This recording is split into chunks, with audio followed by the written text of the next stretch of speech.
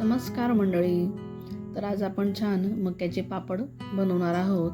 नेहमी आपण दर उन्हाळी वाळवणात तांदळाचे पापड, नागलीचे पापड, गहू तांदळाचे पापड असे बनवतो. तर आज आपण छान विशेष म्हणजे मक्याचे पापड बनवणार आहोत.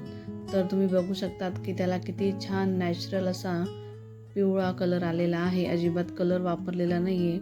तर छान असे मक्याचे पापड तयार होतात. तर ते पापड तुम्ही गॅसवर भाजून देखील खाऊ शकता. ज्यांना तळण अजिबात आवडत नाही तर ते भाजूनसुद्धा ते पापड खाऊ शकतात. भाजूनसुद्धा ते छान मस्त असे दुप्पटने फुलून येतात. त्याचबरोबर तुम्ही त्याला तळून देखील खाऊ शकता. तेलात टाकल्याबरोबर छान दुप्पट तिप्पटने ते पापड असे फुलून येतात. तर तुम्ही बघू शकता पूर्ण कढई भरून गेलेली एवढा पापड छान फुलून आलेला आहे. त्यानंतर त्याचं प्रमाण किती घ्यावं, त्याचं पीठ कसं मळावं, तर आपण खिशी न घेता हे पापड तयार करणार आहोत. अगदी झटपट पद्धतीने कुकरमध्ये हे पीठ असं तयार होतं. तर बघू शकतात किती छान पापड असे फुलून आलेले आहेत, भाजलेलाही आणि तळलेला देखील. तर तुम्ही पापडची साईज बघू शकता तिथे किती छान अशी झालेली आहे आणि कलर देखील खूप छान आलेला आहे. तर हे पापड तोंडात टाकताच विरघळतील असे छान पापड तयार झालेले आहेत. चला तर मग रेसिपीला सुरुवात करूया.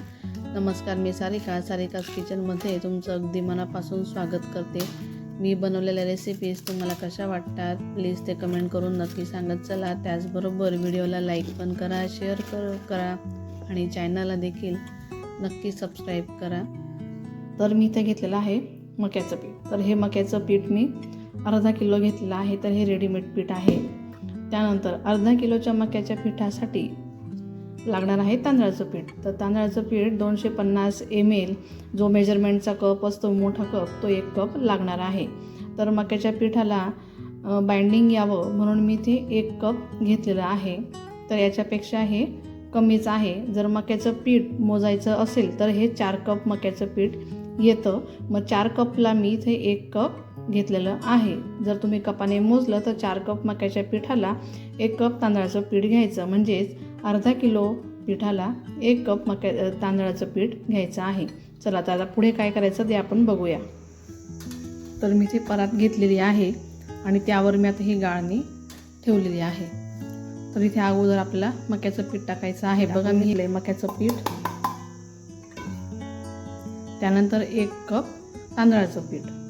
तर हे आपल्याला एकत्र गाळून घ्यायचं आहे म्हणजे छान व्यवस्थित असं मिक्स होईल. बघा आता हे पीठ छान आता गाळून झालंय. तर याला आता आपण व्यवस्थित हाताने सुद्धा मिक्स करून घेऊ म्हणजे व्यवस्थित मिक्स होऊन जाईल. तर आता हे पीठ झालंय मिक्स करून. तर यात काय काय टाकायचे ते तुम्हाला मी आता सांगते. तर यात मी आता टाकून घेणार आहे तीळ. तर तीळ मी इथे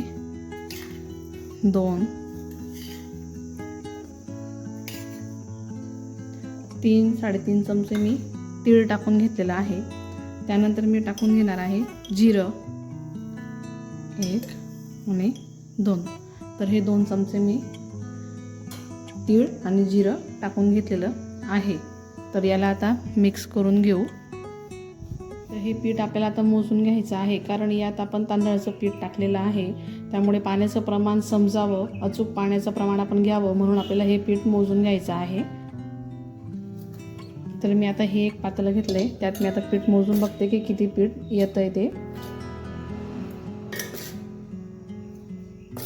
तर बघा हे 1 कप तर हे एक पातेलं झालेलं आहे आणि हे इथे वरती एक अर्धा कप आलेलं आहे. तर हे एक पातेलं आणि अर्धा कप पीठ वर आलेलं आहे. तुमचं अगदी परफेक्ट मेजरमेंटचं जर पातेलं असेल तर तुम्ही त्यात टाकून घेऊ शकता म्हणजे तुम्हाला पाणी मोजायला सोपं जाईल. पण मी आता थोडंच उरलेलं होतं म्हणून कपात टाकून घेतलं म्हणजे कपात पीठ जेवढं येईल तेवढं मी वर पाणी घेईल ह्या पातेल्या व्यतिरिक्त. तर चला आता एवढं एक पातेलं आणि अर्धा कप पाणी लागणार आहे ते आपण पातेल्यात मोजून घेऊ. तर मी आता हे पीठ जे आहे ना ते पुन्हा यात टाकून घेते आणि हे सुद्धा यात टाकून घेते. तर मी आता याला करते साईडला आणि मी आता इथे हे घेते. तर यात आता आपल्याला पाणी मोजून घ्यायचं आहे.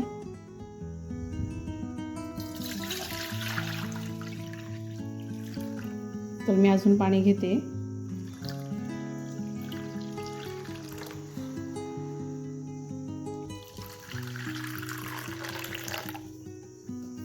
बघा आता हे अर्धा कप आणि हे एक पातेलं आहे, पण आपल्याला जे आता याच्यात मीठ पापड खार टाकायचं ते आपण याच्यातच टाकून घेणार आहोत.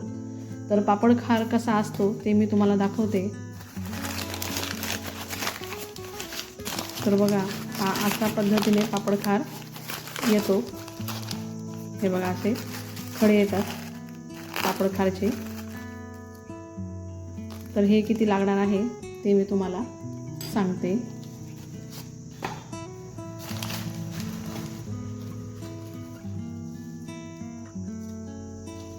तर पापड खार बघा मी इथे 1 चमचा घेतलेला आहे.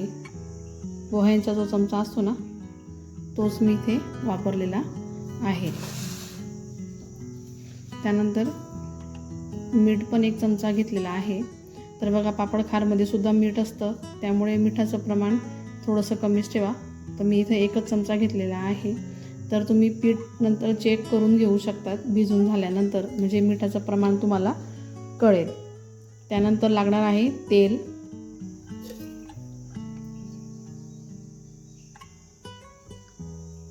तर हे पोह्यांचे 3 चमचे तेल येईल एवढं मी तेल घेतलेलं आहे.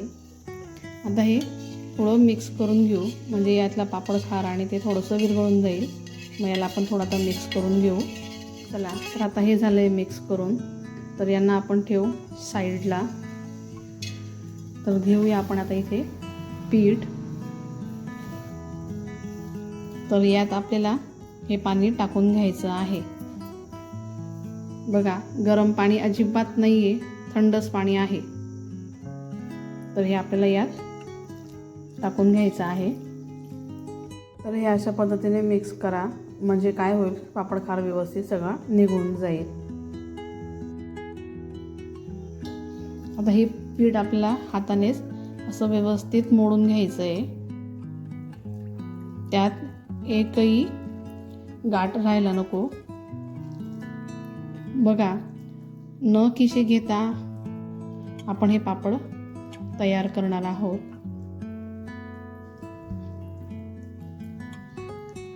अगदी सोपी पद्धत आहे आणि पटकन असे तयार होतील.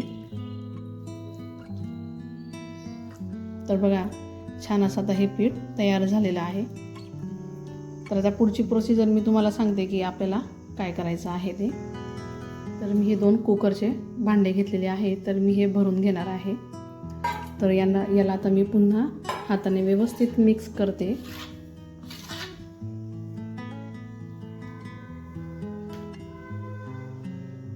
कारण व्यवस्थित मिक्स करूनच टाका, याचं पीठ खाली बसून जातं.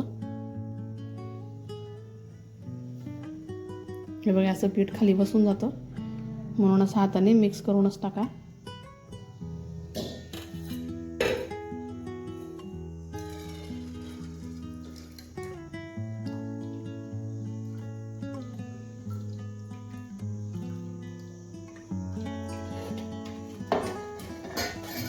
बघा आता यात टाकून झाले, तर आता मी दुसऱ्या भांड्यातही टाकून घेते. तर बघा हे 2 डबे भरून झालेले आहेत. तर यांना मी आता कुकरमध्ये ठेवते. तर बघा मी इथे 1 डबा ठेवून घेतलेला आहे.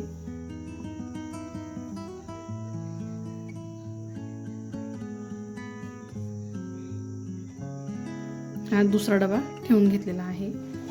यावर प्लेट झाकून द्यायची आहे आणि आपल्याला कुकर लावून घ्यायचा आहे.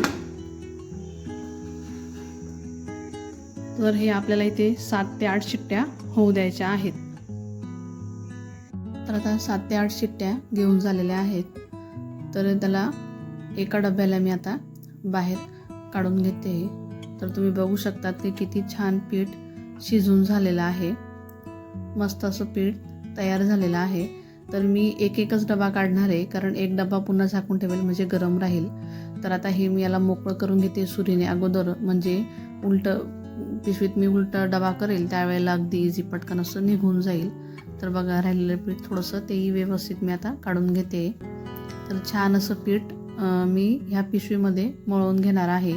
हवं तर तुम्ही ओला रुमाल करून एखादा सुती कापड घेऊन त्यात मळलं तरी चालेल. तर मी आता हे पीठ ह्या पिशवीमध्ये मळून घेते. गरम असतं खूप, त्यामुळे काळजीपूर्वक व्यवस्थित हे पीठ मळून घ्या. तर मी हाताने मळून घेते. तर हाताला खूप गरम लागतं आहे, तर म्हणून मी लाटण्याच्या मदतीने हे पीठ व्यवस्थित मळून घेते, बारीक करून घेते.